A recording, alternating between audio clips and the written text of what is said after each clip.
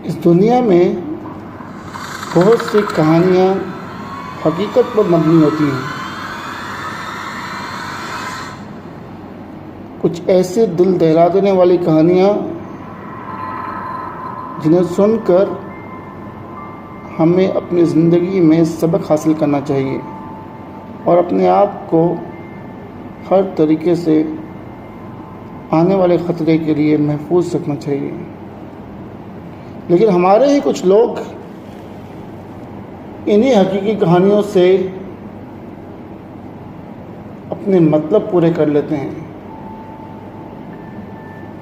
जैसे कि किसी को कोई घर छोड़ना पड़ जाए, मालिक मकान ने किराया ज़्यादा कर दिया, अब ये उस घर में नहीं रह सकते, ये अफोर्ड नहीं कर पा रहे हैं घर को, तो इन्हें घर छोड़ना पड़ रहा है। तो ये लोग क्या कहेंगे कि हम तो नहीं रह सके, कोई दूसरा भी ना रह सके। ये अपने मोहल्ले में ये चीज़ मशहूर कर देते हैं कि इस घर में साया है, जिन्नात हैं, ये ऐसी कोई मखलूक है जो हमें दिखी है, इसलिए हम ये घर छोड़ रहे हैं। उस डर की वजह से उस घर में कोई रहने नहीं आता, कोई उस घर को किराए पे लेता नहीं, और ना चाहते हुए भी ऐसी मखलूकें फिर ऐसे घरों में आ जाती हैं, क्योंकि काफ़ी अरसा ऐसे घर बंद रहते हैं। इंसान दूसरे को गिराने के चक्कर में खुद इतना गिर जाता है कि उसके दिमाग में ये कॉन्सेप्ट ही ख़त्म हो जाता है कि उसने मरने के बाद अल्लाह को अपना मुंह दिखाना है।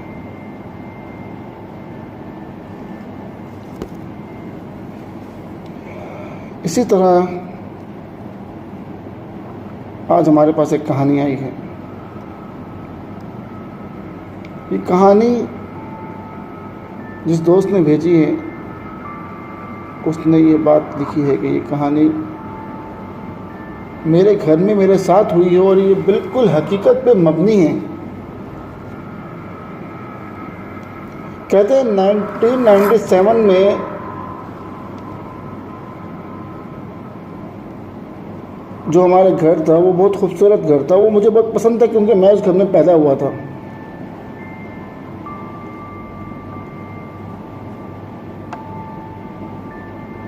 ज़िंदगी की सारी बहारें मैंने इसी घर में देखी थी।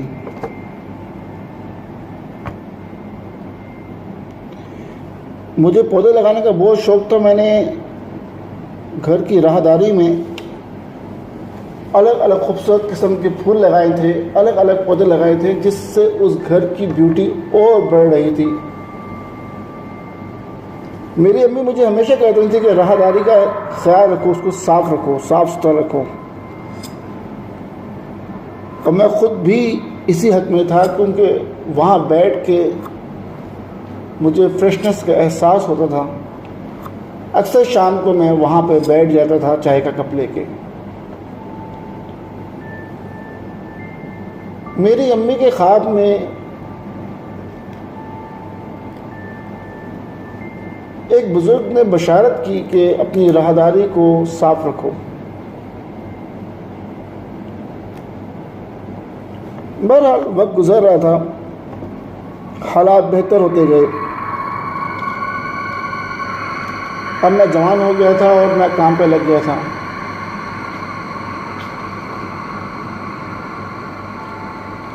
टू 2015 तक मेरे वालिद ने मुझे कहा कि अब इस घर को रेनोवेट करना चाहिए,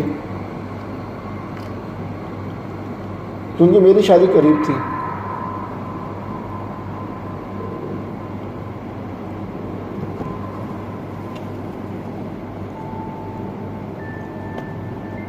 मैंने एक नॉर्मल किराए पे घर लिया अपने ही मोहल्ले में और अपना घर रेनोवेट करवाया। पूरी तरीके से घर को गिरा दिया गया और घर को 3 मंजिला शक्ल दे दी गई। मैंने इस घर में भी पौधों का बहुत ख्याल रखा, खूबसूरती का बहुत ख्याल रखा। लेकिन जिस वक्त हम लोगों ने इस घर में रहने का इरादा किया और अपना सामान लेकर आए, तो ये घर अब पहले घर जैसा नहीं था।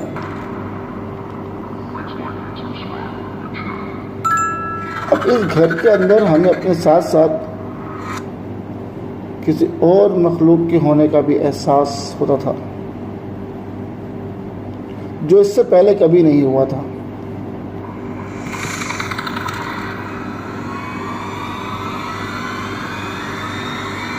एक दिन मैं अपने ड्राइंग रूम में अपनी सिस्टर के साथ बैठा था। एक प्रोजेक्ट पे काम कर रहे थे हम दोनों ऑफिस के, और हमारे सामने से हमारी अम्मी गुजरते हुए बाथरूम गई। थोड़ी देर बाद मैंने देखा कि मेरी अम्मी मेरे कमरे में आई हैं चाय का कप लेके मेरे लिए। मैं बहुत हैरान हुआ, मेरी बहन भी बहुत हैरान हुई, क्योंकि हम लोगों ने साफ साफ अम्मी को बाथरूम जाते हुए देखा था। हमने कहा कि अम्मी आप वॉशरूम से कब निकली हैं? तो उन्होंने कहा कि मैं तो वहाँ पे गई ही नहीं, मैं तो किचन में थी। जबकि हम लोगों ने दोनों ने ये साफ साफ वाज़ेह तौर पे देखा था कि हमारी वालिदा बाथरूम की तरफ गई हैं। इसी तरह एक दिन हमारे घर में दावत थी और छत के ऊपर हम लोगों ने एहतमाम किया था। मुझे किसी काम से नीचे आना पड़ा, तो मैंने देखा एक बच्चा जो है वो सहन में खेल रहा है, और वो हमारे घर का बच्चा नहीं था। जब मैंने उसको आवाज़ दी तो वो कमरे की तरफ भागा और मैं उसके पीछे भागा। जब मैं कमरे में गया तो वो बच्चा वहाँ पे नहीं था।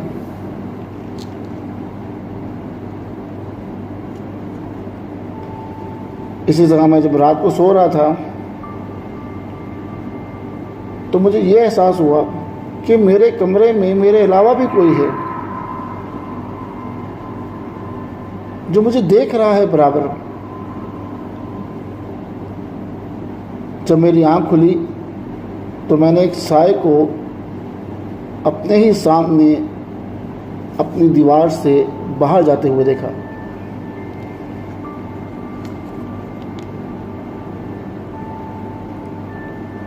ये वाक़या जब हमने अपने वालिद को बताया तो फिर मेरे वालिद ने भी हमको बताएं कि ऐसे बहुत से वाक़े उनके साथ भी हुए, लेकिन वो इन्हें दरगुजर कर रहे हैं। वो कह रहे हैं कि जब ये मखलूक हमें नुकसान नहीं दे रही तो हमें भी इसे नुकसान नहीं देना चाहिए। जैसे मेरे वालिद कहते हैं कि मैं सुबह नमाज के लिए जा रहा था और मुझे लगा कि मेरे साथ मेरे ही पीछे कोई नमाज के लिए निकला है घर से। जब मैंने पीछे मुड़ के देखा तो वहाँ पे ऐसा कुछ भी नहीं था। फिर एक दफ़ा मैंने देखा कि मेरे ही सामने मेरे साथ साथ एक बंदा साइकिल पे जा रहा है, और उसके बाद वो थोड़ा सा तेज़ हुआ साइकिल और वो गिर गया, और जब मैं उसको उठाने गया तो वो मेरे सामने गायब हो गया। बहरहाल इस बात की खबर हमने एक मौलवी साहब को की तो उन्होंने हमको बताया कि इस घर में शुरू से ही नेक जिन रहते हैं, उनके बच्चे हैं। अब उनकी तादाद ज़्यादा हो गई है। आप उन्हें नुकसान ना पहुंचाएं, वो आपको नुकसान नहीं पहुंचाएंगे।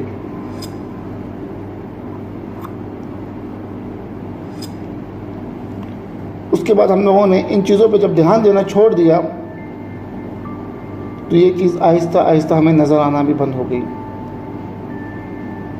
ये बिल्कुल एक हकीकी वाक़या है कि हमने कोई कुरान खानी नहीं करवाई, ऐसा कुछ नहीं किया। हाँ, घर में जो है हम लोग रेडियो पे जो है वो कुरान लगा देते थे। ये मेरी अम्मी तिलावत करती थी कुरान की। इसके अलावा बिल्कुल जो फॉर्मल जो हम लोग घर में हमारी ये रूटीन भी थी पहले से ही, बस यही चलती रही। लेकिन इसके अलावा कोई हमने ऐसा कोई ख़ास अमल नहीं किया, लेकिन वो अपने आप चीज़ ख़त्म हो गई। तो कहने के सिर्फ मतलब ये है कि ऐसे बहुत से नेक जिन हैं जिन्हें अगर आप तंग ना करें तो वो आपको भी तंग नहीं करते। पहले वो आपको दिखाई दे जाते हैं अक्सर, लेकिन उसके बाद जब आप उन पर ध्यान देना छोड़ देते हैं तो वो भी आप पे ध्यान देना छोड़ देते हैं। आपका बहुत बहुत शुक्रिया शोएब भाई।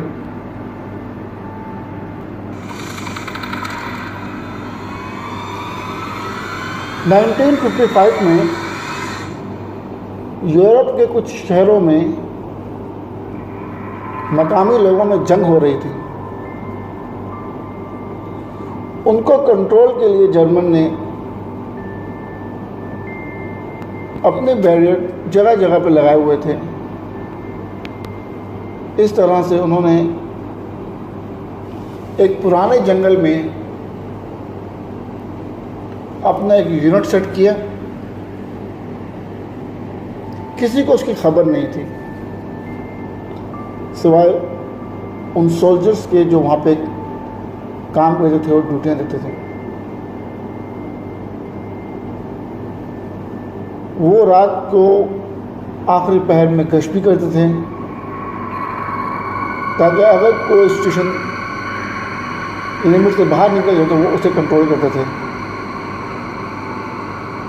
ताकि उन्हें दूर से मदद के बजाय वो करीब ही से मदद हासिल कर लें। बहरहाल एक रात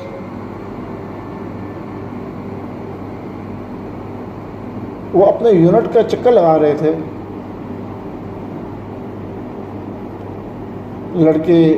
लड़कों ने शराब पी हुई थी, मजाक चल रहा था गाड़ी के अंदर, और उसी वक्त उन्हें नेचर कॉल्स आई। उन्होंने गाड़ी रोकी और चारों पांचों लड़के उतरे और अलग अलग दरख्तों के नीचे अपने आप को फारिग किया। उनमें से एक लड़के की नज़र पड़ी।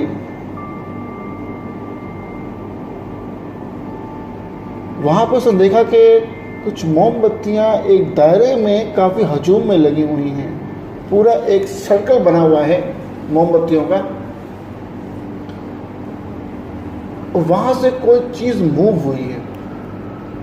ये देख के वो बहुत हैरान हुआ और उसने कुछ दोस्तों को आवाज़ दी। उसने कहा कि यहाँ पर कुछ है। उसके बाद वो सब लड़के चारों तरफ फैल गए और उन्होंने देखा क्या यहाँ पे कोई चीज़ है, तो उन्हें वहाँ पे कोई चीज़ दूर दूर तक नहीं दिखी। उसके बाद उनमें से एक लड़के ने देखा कि उसे कुछ आवाज़ आ रही है, जैसे किसी की कोई मूवमेंट हुई है, जैसे उसे किसी की कुछ आंखें दिखी हैं चमकती हुई।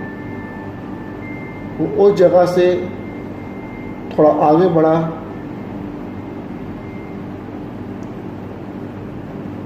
जब उसने अपनी टॉर्च ऑन की तो उसने देखा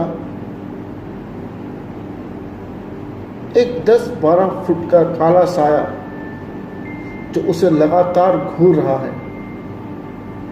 वो समझ ही नहीं आ रही थी कि ये क्या चीज़ है।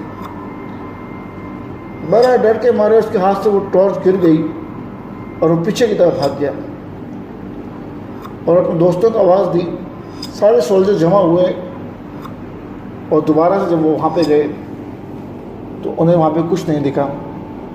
बहरहाल इस बात की खबर इन लोगों ने आके अपने ऑफिसर से बताई, अपने कैप्टन से बताई, तो उन्होंने बताया कि यहाँ पे एक कोई पुराना एक भालू था, शायद तुमने वो देखा हो। यहाँ एक बहुत पुराना एक भालू मशहूर है, शायद तुमने वो देखा हो। बहरहाल कुछ दिन के बाद ये उसी तरह से रात को निकले अपने गश्त करने के लिए रात को। तो इन्होंने देखा, इनमें से एक दोस्त ने देखा, जब उसने लाइट मारी तो उसने देखा कि एक जानवर जो है वो तड़प रहा है, बारहसिंगा। इन्होंने गाड़ी रोकने को कहा और सबके सब उतरे। जब आगे जाके सीन देखते हैं तो देखते हैं कि 30 से 40 बारहसिंगे जो हैं वो पड़े हुए हैं, उनकी लाशें पड़ी हुई हैं। जब इन लोगों ने उसकी तहकीक की जाके, तो देखा कि उनके ऑर्गन्स जो हैं वो निकाल लिए गए हैं, दिल, किडनियाँ। ये सब चीज़ें ये लोग देख के बहुत हैरान हुए। उसके बाद इनमें से 2 लड़कों की नज़र पड़ी। उन्होंने किसी चीज़ को भागते हुए देखा और वो फौरी उसके पीछे अपनी गन्स लेके भागना शुरू हो गए। उन्हें लगा कि ये वही भालू है या वही रिछ है जिसके बारे में हमने जिक्र किया था। और जब इन्होंने उसको आवाज़ दी तो वो रुक गया और उन्होंने मुड़ के जब देखा तो उसकी आंखें लाल थी। वो काफ़ी लंबा था, वो कोई जानवर नहीं दिख रहा था, वो कुछ अलग ही मखलूक थी।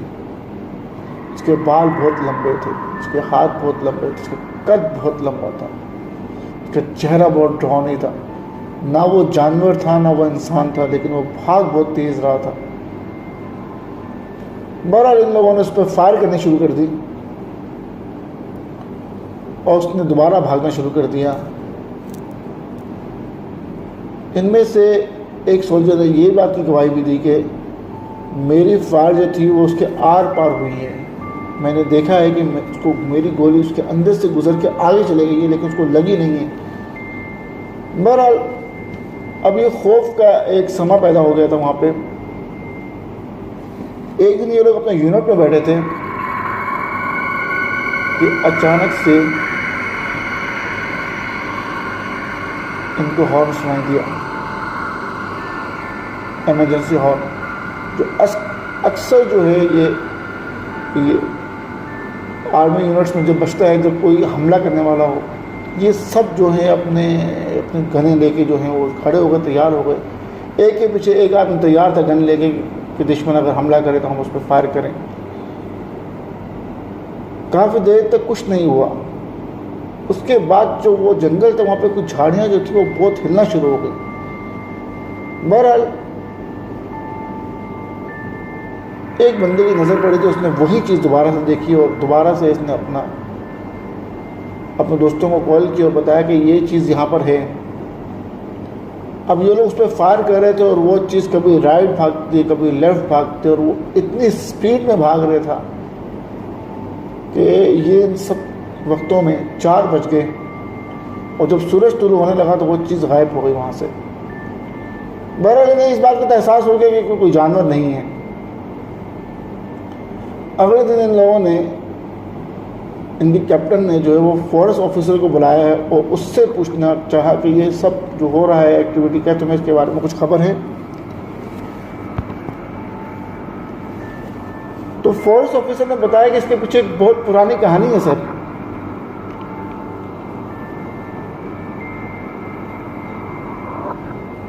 (1520) में,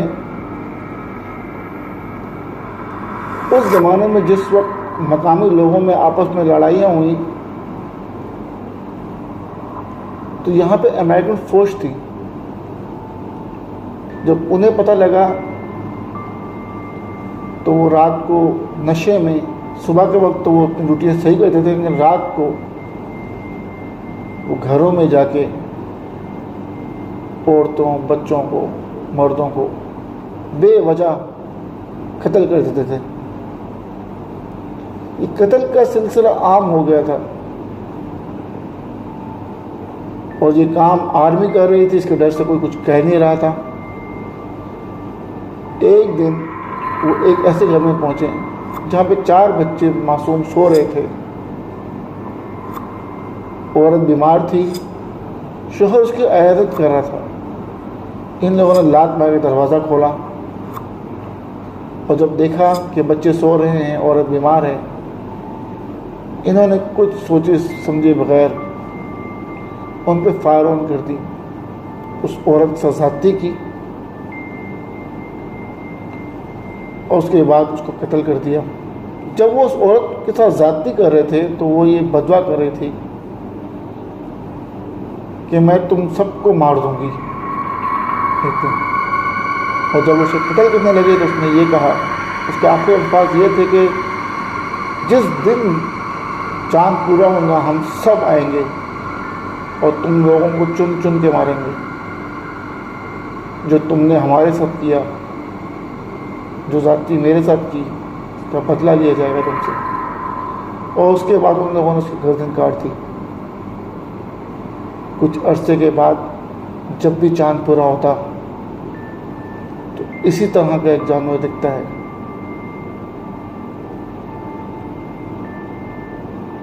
जो लोगों का दिल, किडनियां, आंखें निकाल लेता है। उसने उन सारे फौजियों को चुन चुन के उनके आर्गन्स निकाल लिए और खा लिए। उसके बाद उसका कहर जानवरों की तरफ बढ़ा। अब वो इस इलाके के जानवरों के साथ यही करता है। ये जर्मन में वेस्ट की तरफ एक इलाका है। आज भी वेस्ट जर्मन में जंगलों में ये वाक़या हो रहा है। उसने कहा कि तुमने यहाँ पर यूनिट बना के गलती की, जितनी जल्दी हो सके इस यूनिट को यहाँ से छोड़ दो, वरना अब इसकी नज़र तुम लोगों पे पड़ गई है। ये एक एक करके तुम सबको मार देगा।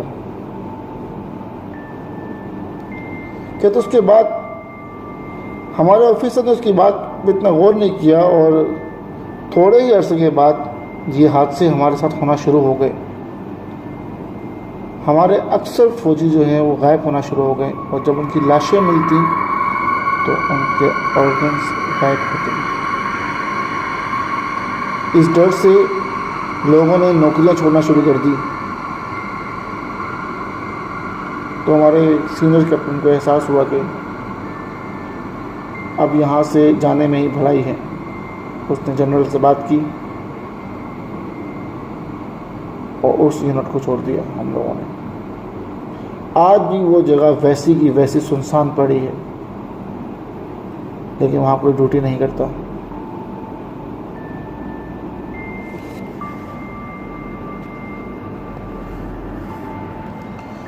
इसी से मिलता जुलता वाक़या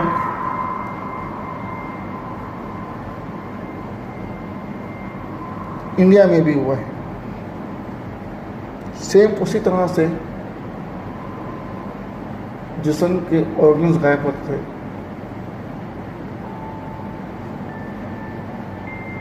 ये 1960 की बात है। पहले लोग समझते थे कि कोई शेर है जो रात को बच्चों को ले जाता है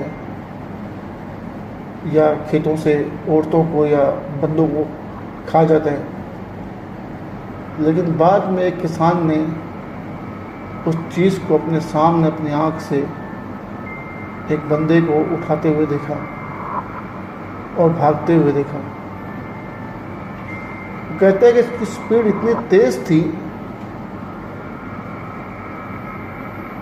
कि मैंने उसकी कोशिश की कि मैं उसको ताक़ुब करूं कि वो कहाँ जा रहा है, लेकिन वो इतना तेज़ झाड़ियों में से निकला कि मुझे पता ही नहीं चला कि वो कहाँ से कहाँ चला गया।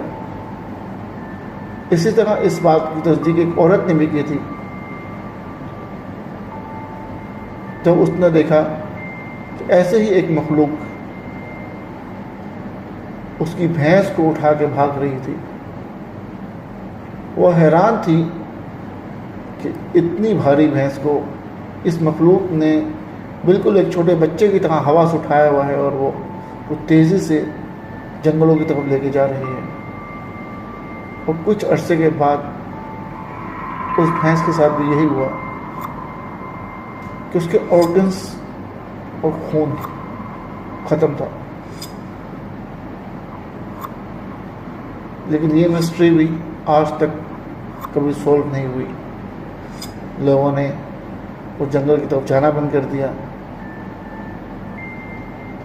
कुछ लोगों ने ये कहानी बनाई कि वो शेर था, कुछ ने कहानी बनाई कि वो भेड़िया था, काफ़ी बड़ा भेड़िया। लेकिन आज तक ये मिस्ट्री उधर भी सॉल्व नहीं हुई। आपका बहुत बहुत शुक्रिया मेरे दोस्त।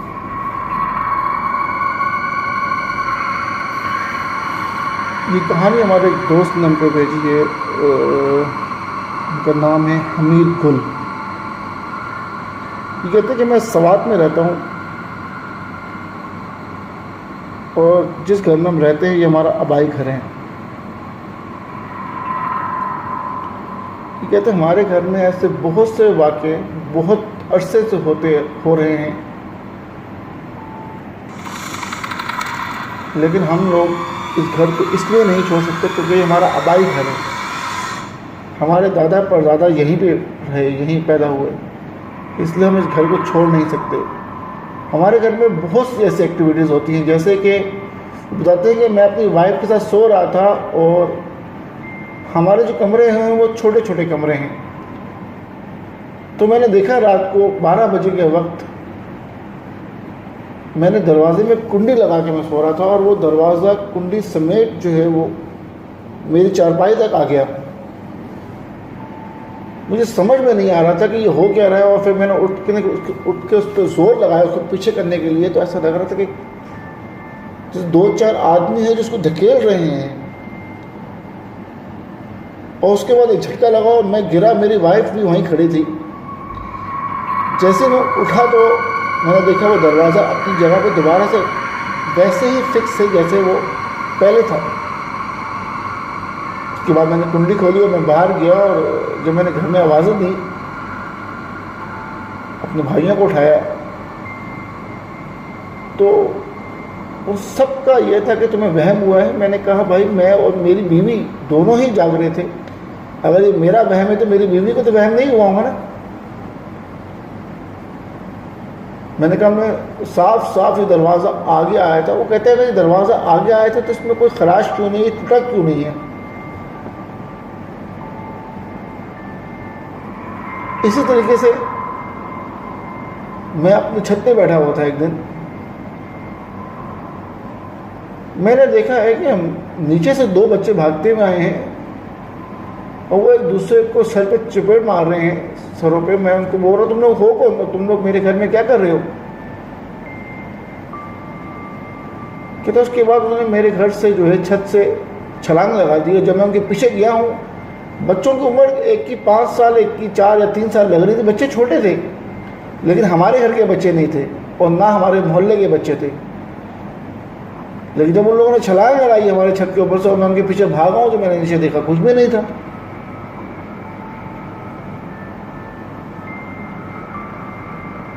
मेरे वालिद साहब मुझे बताते हैं कि उन्होंने मुझे घर आते हुए देखा है और वो मेरे पीछे घर आए हैं, और जब उन्होंने मुझे आवाज़ें दी तो मैं घर में नहीं था। और जब मैं दाखिल हुआ घर में तो वो मुझे देख के बहुत हैरान परेशान थे। जब मैंने उनसे उनकी हैरानगी की वजह पूछी तो उन्होंने बताया कि तुम अभी 2 मिनट पहले मेरे सामने घर में दाखिल हुए हो, मैं नमाज़ पढ़ के तुम्हारे पीछे आया हूँ और देखा तुम नहीं थे और अब तुम दोबारा पीछे से घर में किस तरह आ रहे हो। तो मैंने तो वालिद साहब को बताया कि मैं तो खुद मस्जिद से अभी घर आया हूँ।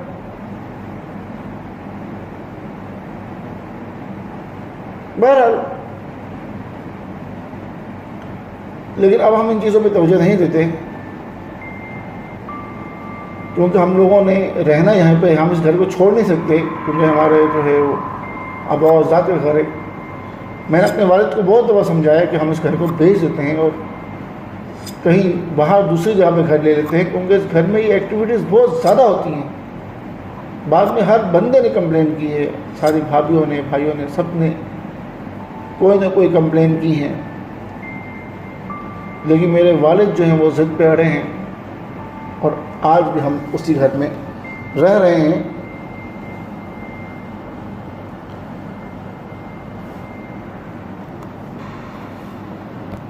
आपका बहुत बहुत शुक्रिया। और जिन दोस्तों ने मेरे चैनल को अभी तक सब्सक्राइब नहीं किया है वो मेरे चैनल को, जो मेरे चैनल पर नए हैं वो मेरे चैनल को लाइक कर दें, सब्सक्राइब कर दें एंड बेल आइकॉन पे क्लिक कर दें ताकि उनको नई वीडियोस की नोटिफिकेशन मिल सके। ये वाक़या जो है हमारे पास ये लंदन से आया है।